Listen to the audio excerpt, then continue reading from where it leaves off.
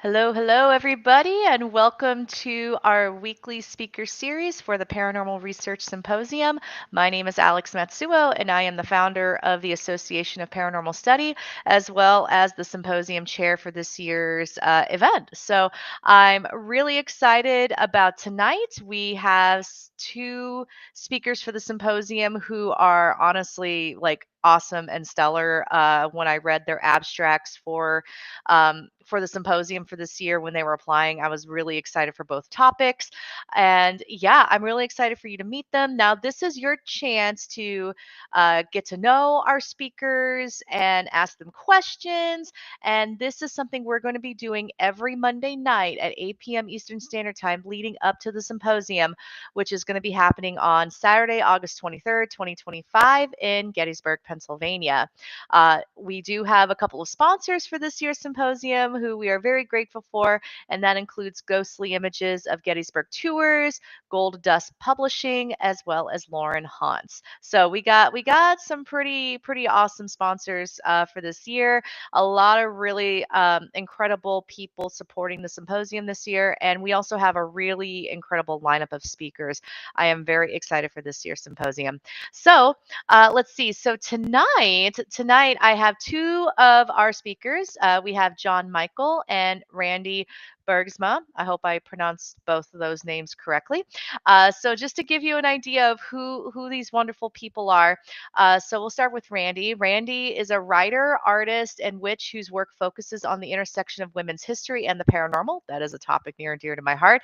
And her writing has been published in Haunted Magazine, Witchology Magazine, and The Feminine Macabre, Volumes 6 and 7. She lives in Ontario, Canada, with her cat Widows. I love that name. And you can find her at liminalsister.com or liminal sister, one word, on social media. Now let's talk about Jon Michael. Jon Michael is a scientific skeptic and investigator of paranormal claims known for his analytical, evidence based approach through his project, Jon Michael Has Questions. With a degree from Wake Tech and certifications in cybersecurity and computer engineering, as well as formal education in philosophy, history, and religious studies from Southeastern College at Wake Forest, Jon applies logic and rigorous methodology to examine alleged hauntings, cryptids, UFO encounters, and conspiracy theories.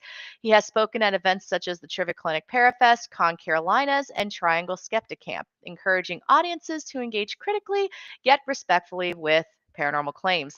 Jon publishes articles on skepticism and scientific literacy, including for outlets like AIPT Science. When not challenging paranormal mysteries, Jon trains in Krav Maga, I think I said that right, plays games on his computer that he built himself, and watches backyard birds. Love that.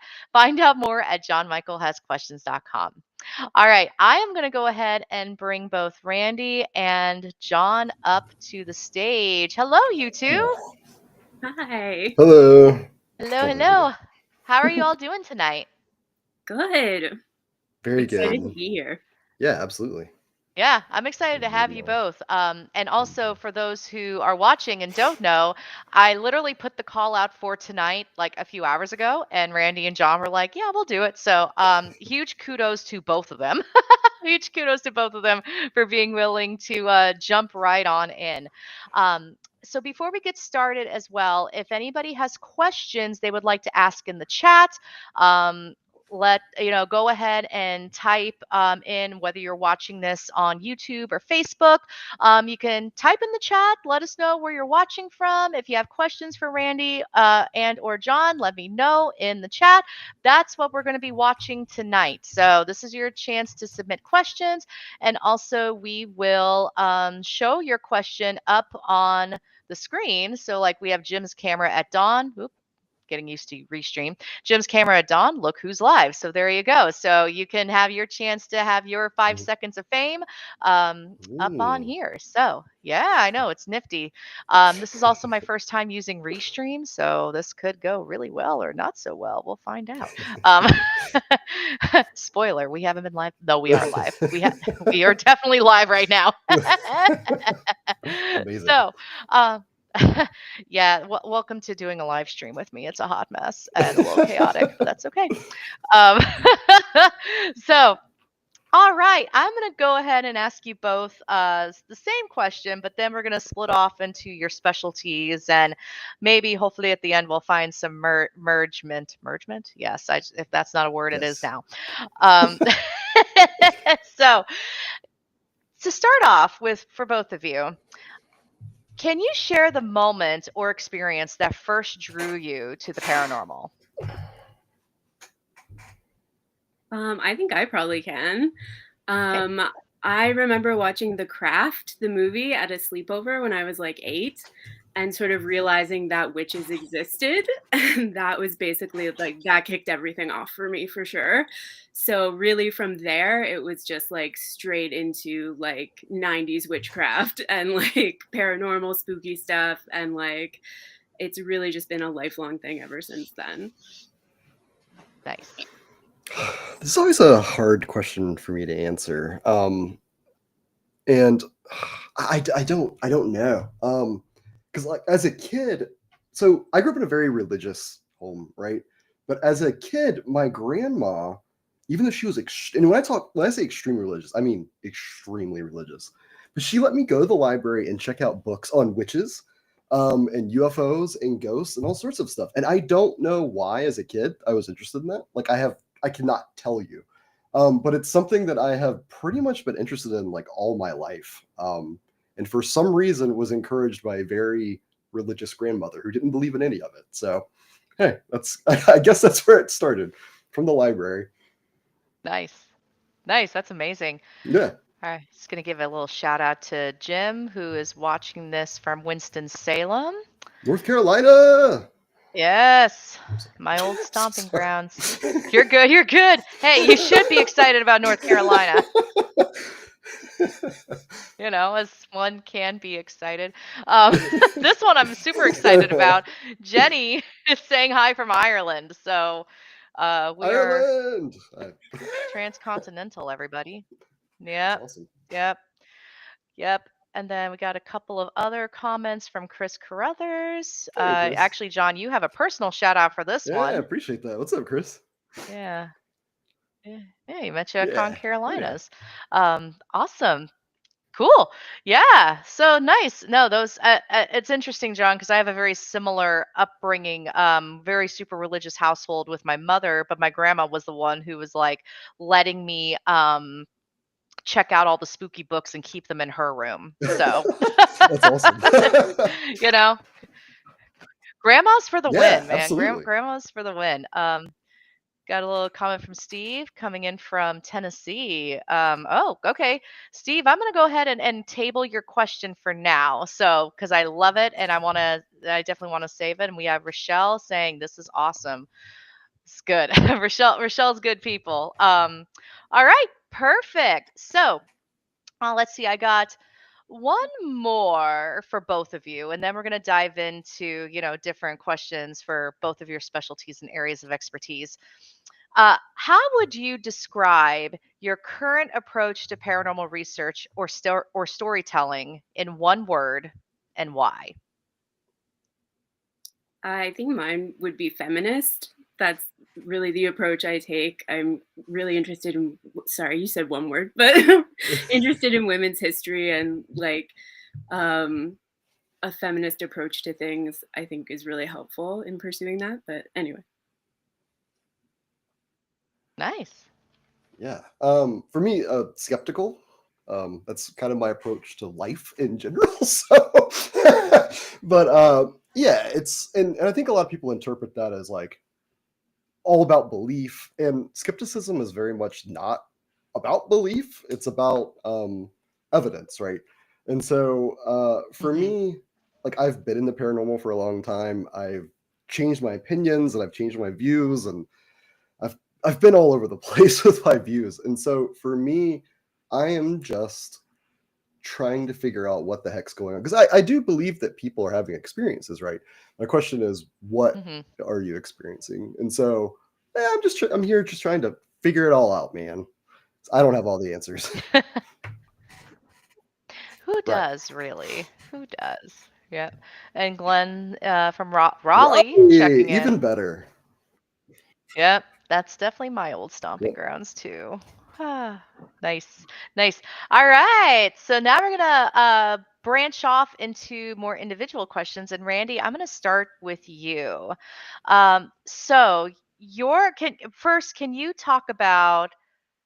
briefly talk about your topic, your presentation for the symposium? Sure. So my topic for the symposium is the Afklint method. So that's recreating Hilma Afklint, the artist's method of spirit communication, and to try to create channeled art the way she did, like for yourself, like kind of at home.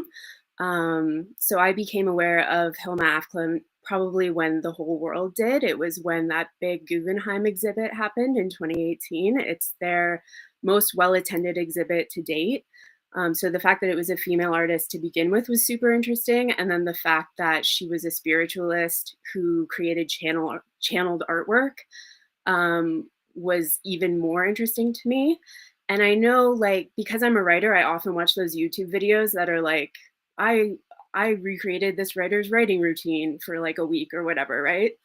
And I thought, what Mm-hmm. if you could create an artist routine? What if you could recreate this artist routine?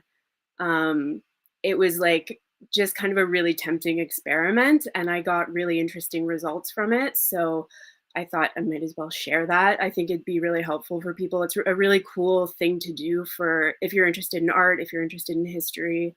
So yeah, I thought I'd share. Nice, nice. All right. That's awesome. Jon, same question for you. Can you tell us a little bit about your presentation for the Yeah, symposium? I always have problems breaking things down into short sentences, but I will try. Essentially, my presentation is about a different way to do investigations, and that's using like a scientifically skeptical method. And again, I think people hear the S word and they're like, "Oh man, I don't want anything to do with this guy," and which is, it's okay. But for me, skepticism is a way to truth, and that's by attempting to disprove our beliefs. And the more that we attempt to disprove them, one of two things are going to happen, right? Either we're going to find new beliefs and find out we're wrong, and that sucks, right? Like it sucks to be like, man, I was wrong about something, but it's also awesome because we get to learn something new, and that's always awesome. Or the other thing occurs, and that's we can become even more confident in what we believe, and that's always cool, right? Like it's always nice to be like, man, like my beliefs are validated by evidence. That's great. And so for me, it's using something called falsification, which is attempting to disprove ideas as the way towards truth, and not attempting to prove ideas. Because when you attempt to prove, that's when you start to get things like confirmation bias and all sorts of these little mental traps that we can get ourselves into, because it feels good to believe, right? And it doesn't feel good to not believe. um, and so I think one of the ways we can get around that trap of kind of like escaping how we feel about something is to try to disprove it. And that's all about falsification. So I'm going to be talking about that and kind of give a history of skepticism, and hopefully it all makes sense. Fingers crossed. Yeah. Nice. No, you summed that up Hope quite so. nicely. You summed Cool, that up thank you. quite Thank you. nicely. Yeah. I just That snorted. was What in the world? awesome. You know what? That's a good sign. If people are Good, good, snorting good. and making other weird noises on here, we're on the right track. Um, weird noises welcomed. That's a little tagline there, maybe for a future thing. Anyway, so Randi, this next question is for you. So your work blends witchcraft, women's history, and the paranormal. What inspired you to explore that intersection? Well, I think my mom's side of the family is Sicilian and it's full of really witchy women. So I've sort of been around it my whole life. And I think women, in my experience in my own family, are incredibly intuitive and psychic.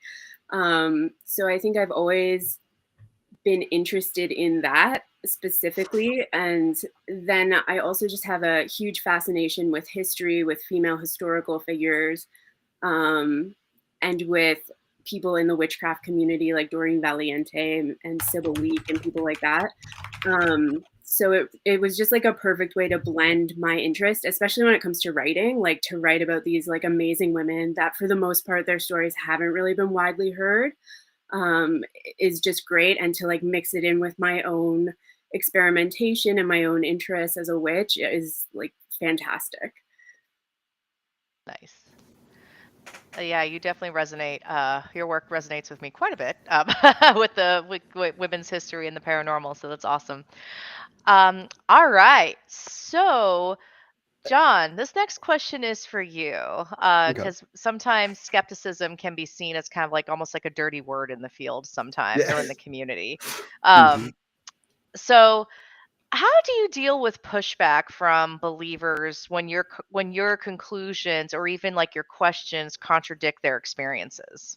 Yeah, it's tough, right? I think a lot of people think that I'm dismissing them outright, right? When I have questions. And so the first thing I do is I just listen.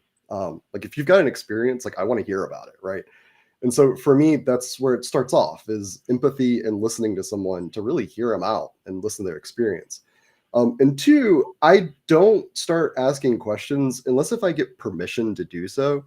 What I mean by that is if you tell me about an experience and you don't say like, "Hey, what do you think of that?" or anything else, I'm not going to ask questions because it's not my place, right? Like you told me a cool story and I love the story, and you told me like an experience that you had, and if you're interested in exploring more, I feel like you'll ask. Now, sometimes I may be like, well, "Do you mind if I ask a question?" But I try to stay cognizant of that. People have had experiences, and it's important to them, right? It's like it's part of their identity. It's a lot of times there's a lot of emotional weight attached to experiences as well, and so I don't want to be the guy that walks up and just hits people over the head like ghosts aren't real. Like I just that's not me. But I really want to listen and hear people out and just have empathy for other people and hear their experiences. People have some really cool stories and some really cool experiences they've had. Yeah. Oh, it's awesome. It's awesome. So the chat is lighting up.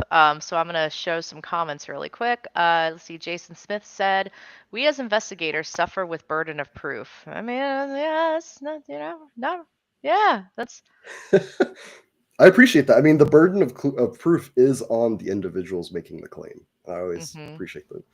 yeah. Yep, same. And let's see. We have Hidden Angel giving us a shout out from Southeast USA. Awesome. Then we have We're in the house Megan tonight. saying, "Yeah, I know, right? Gosh, the South is being loud tonight." Let's see. Megan says hello. That's another North Carolinian from Charlotte Area Paranormal Society. And then Oline Paranormal is saying hello, hello, hello. All right. Awesome. And then Jim got really excited about my North Carolina connections. Yeah, I lived in Raleigh for about 9 years, and then I moved to the DC area. So I'm 4 hours away ish, 4-ish hours, depending on the traffic. Um, have any of you investigated Old Salem?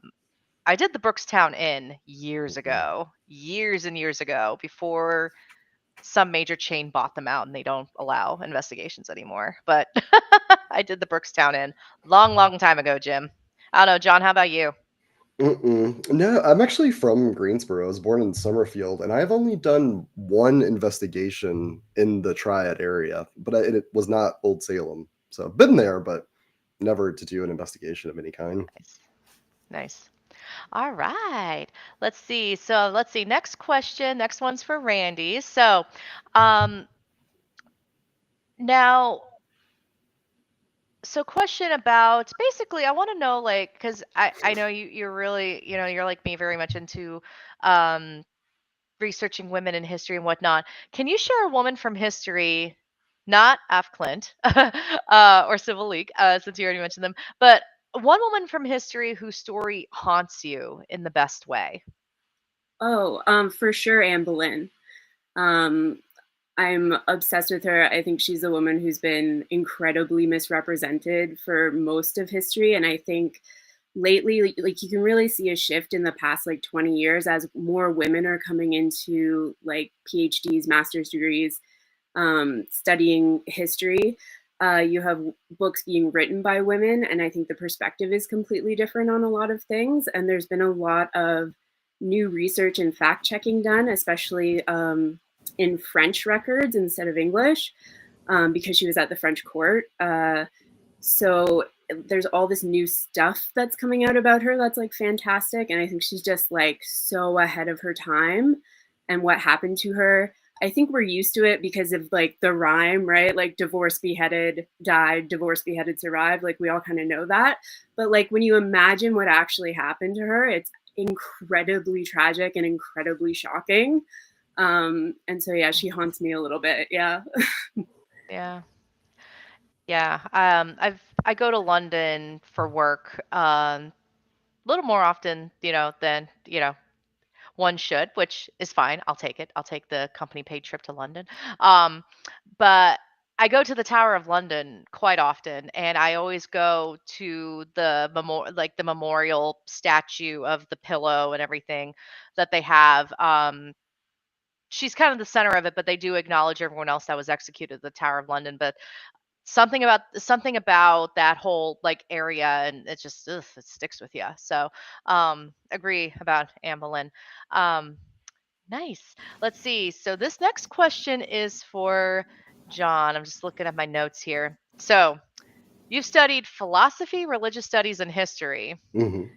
How do these fields shape your investigation method? Well, philosophy, I mean, is critical to how I investigate. It's, I think the biggest thing I learned in when I was doing my philosophy major, which I did not complete, but I was like 2 credit hours away. Long story. It was at a seminary, and I decided to change my beliefs. Whole long story, but I think it's my most important education. My most important education.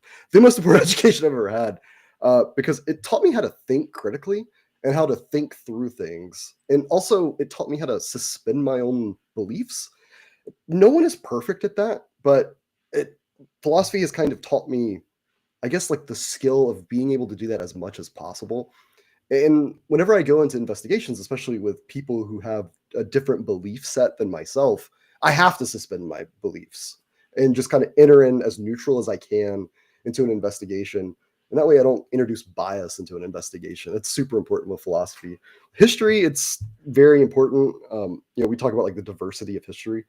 That is extremely important, especially when you start to read about ghost stories and things like that, which sometimes didn't quite happen how history will say it happened. And some tours and some stories will have a bias based on who is telling the story, and that's also extremely important.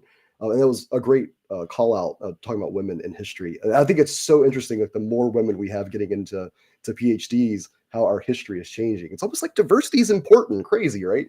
And so I love it. So those two specifically were really helpful for investigation. Religious studies, I haven't used so much.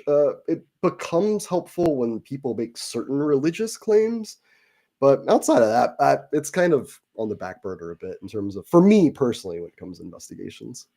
Nice. Nice. Awesome. Yeah. Thank you for that. Yeah. All right. So let's see. We got a lot of questions coming in from the audience. Wow, and I actually prepared for Cool. this, and I have questions lined up, and everyone else is just going to fill them in. That's awesome. Uh, so we'll go back to Steve's question. This is for you, Jon. Being a computer engineer, what logical approach do you take to correspond the data you collect to events that take place? Yeah. So a bit of a loaded question, and you may not realize it, Steve, and that's okay. So it's a great question. So as a computer engineer, one of the things that is incredibly important to me is you know your equipment, right? Like it's incredibly important to understand the tools that you're using and why you're using them and what they can do. For example, if you have an EMF meter and it reads 5 milligauss, why is that important? I think it's important to kind of ask yourself, like, why are we taking these readings? So for me, I am not so much at the collecting data stage, and that's why it's a bit of a loaded question. I think a lot of paranormal teams are doing that. For me, it's much more important of how we do an investigation to begin with. And so for me, I research claims. So if a haunted house, or an allegedly haunted house, I should say, has a claim that a lady will walk down the stairs in gray at 3 o'clock every night, I'm not doing an EVP session upstairs in the dark at 9 at night. There's for me, there's no point in that. So for me, like, I attack claims. And when I say attack, I mean the philosophical way of like going into claims. I don't mean like attacking. But I'll research and try to figure out, well, why are people seeing what looks like a lady coming down the stairs? And from there, like, sometimes you can gather, well, you always gather data from there. But I typically go about like a hypothesis, gather data, and then go to conclusions and see if we can replicate those conclusions. So a very scientific way. But data collection is really, for me, the smallest part of investigation. Or for most teams, that's the biggest part. But for me, it's all about the pre-investigation and post-investigation. So hopefully that makes sense. Come to my talk and maybe it'll make more sense. Yes, that's actually a great opportunity to mention tickets are available for the Paranormal Research Symposium happening on Saturday, August 23rd, 2025 in Gettysburg at the 1863 Inn. If you go to associationofparanormalstudy.com, you can check that out for yourself and grab your tickets. If you have any questions on how to access that, let me know and I will go ahead and help you out. All right. Perfect. Thank you, Jon, for that answer. All Yeah, right. absolutely. So, Randi, next question is for you. The word liminal is central to your brand, your identity. What does liminality look like for you in your everyday life? I think it's just that space in between. So you can find that like so often in your day-to-day life. Like every threshold you cross is a liminal space. Like the drive from your house to work is a liminal space. Um, Even like stages of life, like pregnancy is a liminal space. Like there's just all these like everyday contexts to it. It's not just like a weird like dream or like some kind of trance state or something like that. Like there's very like practical moments that you can sort of incorporate into your day. Also just like stages of life, things that happen, like being between jobs, like that week between Christmas and New Year's. Like we all kind of know what that liminality feels like in a practical way. So I really enjoy that kind of space. I like being there kind of in between, like, something dying and something being born, or like something coming from nothing and being created. But it's like such a fun energy to tap into, especially if you do like channeling or any kind of like spirit work. It's like a very interesting and important part of the day. Oh, that's awesome. Nice. All right. So I'm gonna go into another question from the group. This is, I would say, Craig's question is, I want to say fun, but it also could be quite serious. Hey, San Diegan, former San Diegan here. I believe in the paranormal, but I have an issue in believing that you can see clothing on ghosts. Love to hear both of y'all's thoughts on that. Well, that's interesting because my next article that I need to submit to AIPT Science is on ghost clothes. So interesting that you asked that question. Man, I don't know how. Yeah, I've seen different theories or hypotheses about why did ghosts have clothes, but I mean that's a big question I have. Or is, if a ghost is kind of perceived as like the spirit of a dead person, why would that spirit also have clothes? Like, is there ghost spirit clothes? Like, I don't know. And I've heard different things about like why that is. Like maybe the spirit is able to kind of like manifest like clothes as they were in life. And my question is always like, how is that possible? But I think it's a Louis really Vuitton. right. I would wear something fancy. I think it has a more interesting question that comes out of this is, what does it say about us as the observer when we see these experiences and they're wearing clothes as we would perceive them in the time with which they allegedly lived. And I think that says a lot about us as observers. And I think it's some really interesting questions there that I won't go down because I'm sure we have not a lot of time, but interesting questions.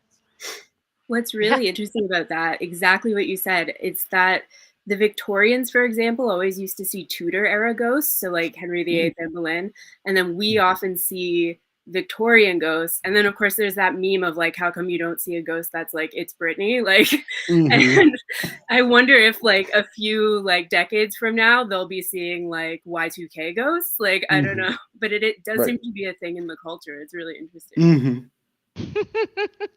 Yeah, no, that's definitely something to think about, which it's also quite alarming too. It's it's like, yeah, why don't we hear a ghost saying it's Britney?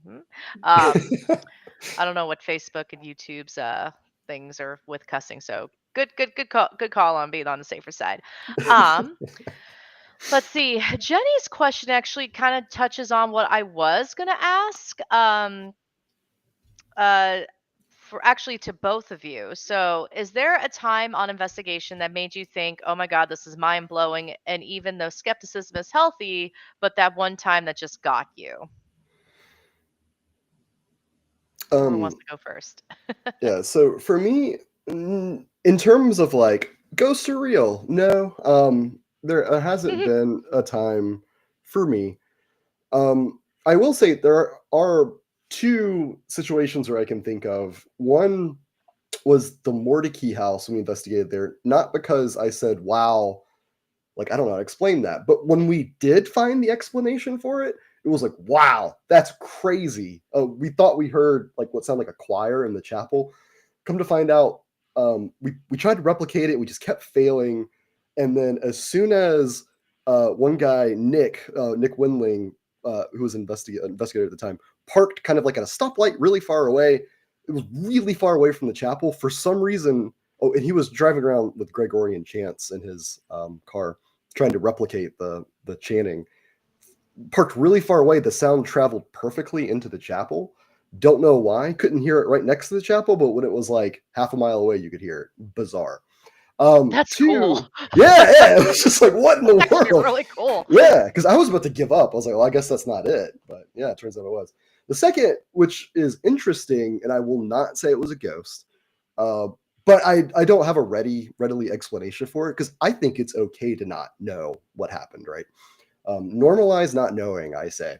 But we were in some prison. I have just too many prisons in my life that I've investigated. I don't remember which one it was. I think maybe West Virginia, and looked like an orb kind of going across. Like we basically like looked up and it looked like this kind of ball of light moving. And I hate orbs. Like it's just I've hated orbs since I got into paranormal. Like even when everyone believed in them, I just orbs are silly. Sorry for anyone that believes in orbs. I shouldn't just throw them off like that. But yeah, but it looked like this like ball of light like crossing over like a liminal space, right? Like it was crossing over a door at a prison. If I had to like take a stab at what I think it may be, so it was thundering lightning at the time, and it was near a window. And there are reports of ball lightning occurring near windows, sometimes even going through windows into buildings. But I think like if I had to say like if you had to take a guess, that's probably what I would guess. But if I'm honest, I don't know what it was. But it was interesting, and there was multiple people who saw my lights just changed. There were multiple people who saw that as well. So super interesting. Nice. Randy? I was at an investigation at Mansfield Reformatory, or I guess Ohio State Reformatory, it's called sometimes. And I definitely had the experience of having like my sleeve tugged, and that's a thing that could 100% be debunked. I know like it didn't seem like anything had happened. My arm wasn't near anything. So that was interesting, and just the feel of that place in general is like it makes you believe that like even if ghosts don't exist, like people's presences linger in the walls and stuff. Like it's so creepy. And I remember walking around in the cell block and just being like, this is not good. Like there's something here. But so that definitely made me believe that like buildings hold like energy of some kind for sure. Nice. Hmm. Got to give Mike Castro a shout out for this comment about orbs radioactive dust. Sure hope not. Yeah, that'd be bad. That'd be bad. Orbs of Celia. Hey, at least you're getting some support. You're getting some support. Yeah. We got some love happening. You guys are so awesome. I'm a new paranormal investigator. I'm loving learning from everyone. Thanks for such great information. Oh, thanks, Skylar, for watching. Let's see. And then we got Megan. Next investigation asking, do you change clothes? I mean, if I could choose my ghost outfit, I mean, I'm probably gonna put on like maybe some Louis Vuitton, maybe some cashmere. Yeah, I'm gonna wear some weird stuff. I don't know what, but it's if I can design my own clothes as a ghost, it's gonna be wild. I remember this came up. Penn and Teller did a segment on ghost hunting, on their show Mm. BS. The Mhm. full look up the full name, y'all. Mhm. Gonna try to be nice to the terms and conditions of these platforms. But when they were talking about it, they had all these people dancing in the nude in the background about like basically how the whole premise of ghost clothes is BS. And I was just like, wow, this is a bold choice, but it was funny. Um, Gosh, it was good times, good times. Hmm. Um, Nice. Yeah, so if anyone else has comments or questions, feel free to post them in the chat. We got about 10-ish more minutes left. This just flew by. Um, Seriously. It totally flew by. So I have another question for both of you. So what do you think is the biggest misconception about your approach to the paranormal? Whoever wants to go first. About I guess my approach in particular, I think a lot of people when they hear the S word, right, skeptic, they get it confused with cynic, and those are two very different Mm. things. And so a cynic is someone that, and it doesn't just have to be someone who doesn't believe, but a cynic is typically someone that just will not change their mind based on anything, and they will always they're like very dismissive, like I don't want to talk about that. Um, a skeptic is someone who just has questions about beliefs, right? Like if you say you believe something, well, that's cool. Show me the evidence. And so we, as much as possible, try to shape our belief what's around called justified belief, which is beliefs that have justifiable evidence behind them. And so it is two very different approaches, and I often get called a cynic, and that's okay. Uh, try to show people differently. But yeah, I think that would be the biggest thing. And also in the opposite direction, so skepticism is like a philosophical standpoint, and so sometimes I'll see people in the paranormal world say, "Well, I'm skeptical and a believer." Um, and I don't want to like make fun of anybody. I think you should be skeptical. Like that's my thing, right? Like I want people to be more skeptical about the world around them and ask questions. For me, that's the most important thing. Um, and I'm not trying to gatekeep either. Like I'm not that guy who's like, you can't label yourself something. But being a skeptic is like no beliefs are sacred, right? Every single belief is worth questioning. Even like the things that we hold most dear to our hearts. I have had to go through some painful experiences where I have had to reject a belief because the evidence just didn't line up, right? And it's painful and it sucks. But I think that for me, that is like the core of skepticism. No beliefs are sacred. Everything is worth questioning. And so if you want to call yourself a skeptic, be open to questioning everything.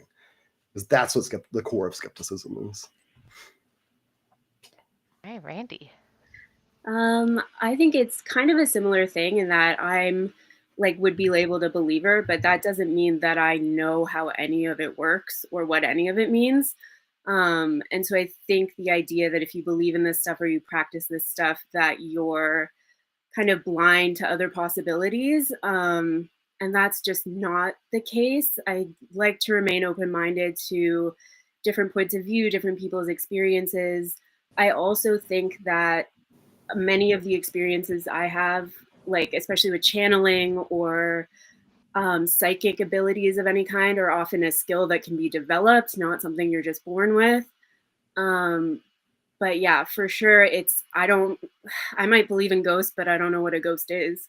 Like, my opinions change often from experience to experience. Like, who knows if that's a literal spirit of a dead person, or a glimpse into another dimension, or like a recording in time, or like, who knows, right? So I think it's important to stay open-minded for sure. Nice. All right. Nice answers there. Okay, awesome. Let's see, everyone, I'm going to go ahead and post last call for questions. So if you all have any more questions for Randi or Jon, this is the time to be posting them. Let's see. So next question, and this is once again for both of you. You're both on, I don't want to say opposite ends of the spectrum, because I think there's more in common between, between everyone here than, what labels can identify. Mhm. Mhm. How do you think respectful dialogue between like skeptics and spiritual practitioners can help move the field forward? Yeah, I think it's a great question. So I think that's the key word is respect. Sometimes us skeptics aren't the best at that, but I try, I try. But no, I mean, I think that's the key, right? Like, I don't, and I agree with how you put it, Alex, and I love it. I don't think we're necessarily on opposite ends of the spectrum. I think they're different spectrums, and I think they both can have a benefit towards the paranormal. We do need people who have ideas to push the field forward. Where's like what's step one in science, right? To form a hypothesis. Well, you have to have some kind of belief in order to form the hypothesis in order to be able to test. And so we do need believers coming up with great hypotheses, asking great questions, and getting out there and getting dirty and doing investigations in order to push the field forward. We need skeptics to basically, again, I don't want to offend anybody, but to kind of teach others how to do better investigations and try to solve mysteries instead of just asking questions kind of in the dark, which nothing necessarily wrong with that, but it's just if you're actually wanting to try to solve a mystery, that is very much different from having an experience. Those are two separate goals, right? And so I think that we really need people to ask really good questions, and we also need people to show people how to solve mysteries and do proper investigations. So I think we would work together great. Nice. Yeah, I think it's important to like understand that I think all of it's a gray area. I think when you start going and looking for like a black and a white point of view, it's not productive. Especially like all of this stuff has yet to be proven. It's all like, even if it can be scientifically proven, we're years out from that probably. Like, I think it's just important to maintain like an open-mindedness and like, yeah, just respect other people's points of view. And I don't understand the like defensive-ness. Like, if someone comes up to me and says, I don't believe anything you say, like my reaction would probably be like, cool, like good for you. So I don't understand the need for like people to prove their points of view, especially when it can't really be proven. Like, so yeah, I think just respect and open-mindedness is a great thing to have. If I can jump in, I think a lot of that, at least from a skeptical perspective, a lot of that comes from identity. Like a lot of people, like skeptics, like that's their identity. Or like I'm a skeptic, and so if somebody else has a different viewpoint, that's a threat to me because of my identity. And that's where a belief in skepticism turns into an identity. And it gets really difficult sometimes, like having conversations with people when we're so just emotionally bound to our belief system. And skeptics can be guilty of that also. So yeah, I 100% agree with everything you said. Yeah. Getting some love in the comments. Mike, and Mike is actually from one of our sponsors, Ghosted Magazine. This has been great. I'm open to believing there are ghosts as soon as I get over being skeptical. Love that. This is awesome. Cool. Let's see. Got one more question, from an audience question. Jenny wants to know if there was one location that you could investigate, where would it be? I know. I would love to investigate the Hemingway house in Key West with the six-toed cats that are everywhere. I want to go in there and investigate. I don't know that it's haunted, but I just have like a feeling about it. I think it would be fun. Nice. Yeah. See, like my answer isn't because I think a place is haunted or I think it's a cool story that I want to investigate. I just want to be able to get in there. And that would probably be like Area 51, just because I'm super curious about what's going on in there. So yeah, that would be where I would probably investigate. Oh my gosh. Yeah. Yeah. So similar answer, John. Mine is the White House. That was my number two. Yep. Yeah. Yeah. Well, and there's so many rich ghost stories in the DC area too, but and a lot of them center around Abe Lincoln. I mean, Yeah, if ghosts are real and whatnot, I mean, Abe Lincoln is living his best afterlife because he he is is. all over the place. He is all over the place. Including seeing Winston Churchill in his birthday suit. Probably one of my favorite stories. It's one of my Wow. favorite stories. Winston Churchill was he was staying at the White House, and he had gotten out of the bathtub, so he was in his birthday suit, and I believe he was in what was known as the Lincoln Room, and it's reported that Churchill saw Lincoln standing by the fireplace with his arm, I believe, on the ledge, and he said, "Good evening, Mr. President. You seem to have me at a disadvantage." And Lincoln Wow. apparently smiled and disappeared. So that's the ghost story of that. So Wow. um, so it's fun. Let's see. Jim says, John, Area 51. Let's go. I will drive. Deal. Deal. And then Jenny's was the Vatican. So Mm. that's Oh got, I yeah. mean, Catholicism, this may offend some people, but Catholicism is a form of witchcraft. Like I'm sorry, there's so much ritual behind it. It's also theater. So there's so much with that. So you got some love from Johnny. Uh, thank you, Randy and John, for your time. Yeah. All right. We are coming to that end of our time this evening. So before I let you all go for the night, where can people find you? Where can they learn more about you? And yeah, all that good stuff. And Randy, we'll start with you. Sure. You can find me at liminalsister.com and at Liminal Sister on most social media. I have a Substack I'm working on. I'm working on an article about Aphrodite and Anna Nicole Smith right now. So I'm really hoping to get that out. It's just a super interesting topic, I think. So yeah, that's what I'm working on. Keep an eye out for that. Nice. All right, John, your turn. And my stuff is still being made. It has been for about the past 6 months because I've been so dang busy. But Jon Michael Has Questions is pretty much where you can find me. JonMichaelHasQuestions.com is my website. It's still being built. And pretty much any social media platform, you could find me at Jon Michael Has Questions. Nice. Perfect. All right. And sorry, I'm going to drop one more question to the both of you. What are you most excited about with the symposium coming up? I've never been to Gettysburg, so I'm super excited. It's like a fun trip across the border for me too, because I'm in Canada. So yeah, I'm really excited just to see Gettysburg. In addition to just meeting everyone cool and talking to them, but like just to be there is really cool. Nice. Yeah, of course, I'm always interested in the topics and I'm always interested in the area. I also have I've been to Gettysburg for like a few minutes, like I passed through, so I've never like spent time in Gettysburg. I'm really excited about that. But what I love about conferences and the symposium and things like that is one thing that paranormal believers can do a really good job of. That's gathering together and having a blast. Like everyone is just so great to be around and just to sit around and have conversations and hear stories, just hang out with really cool people. I'm really looking, just the entire weekend is going to be great. Like I'm really looking forward to it. Oh yeah.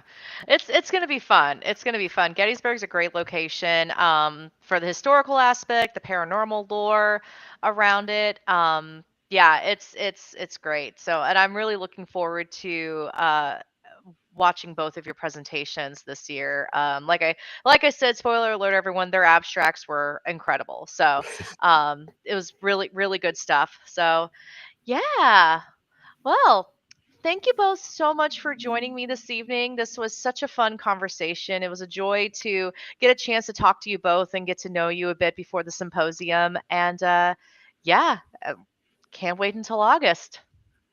Yeah, I'm excited. It's gonna be awesome. Very excited. Right. Thanks for having me. Yeah. Yeah.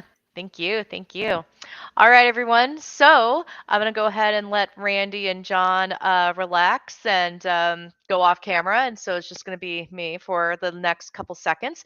So, yeah, if you loved what you saw tonight, go to associationofparanormalstudy.com to grab your tickets and to get more information about the symposium. And yeah, I hope to see you all in August, and we will be back next Monday. Same time, same channel with more speakers for the symposium. And I hope everyone has a wonderful night.